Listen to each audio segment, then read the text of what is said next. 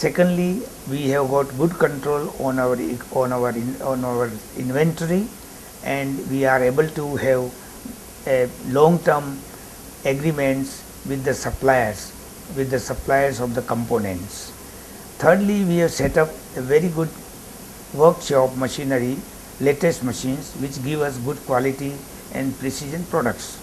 Now I may mention here that in 2004 there was a big flood in our factory, and almost the water rose up to 15 feet in the factory. So all the CNC machines were damaged, and we had to replace them. So it was a blessing in disguise, in the sense that we were able to then import the machines with the latest features. Yeah. So this is this is another method of keeping our top line growing. What are your expansion and fundraising plans?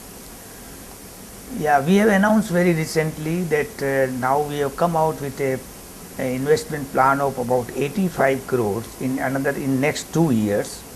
This investment will not be in the building or land. Land and building will be taken on lease, but the investment will be on machines, on the installation of latest machines, which are required not only to increase the scope, but also to increase the production capacity, for which now we are looking at the growth. For example, now our last year turnover was about 195 crores, which we expect will be about 225 crores, and so on. It will be going, maybe every year we are having a consistent growth of about 15 to 25% in any year. What are your management strengths? Well, we have got management strength. I of course look after the commercial and the administrative side, but Mr. S.N. Kabra, he is a qualified engineer from 80s, and he is in charge of development.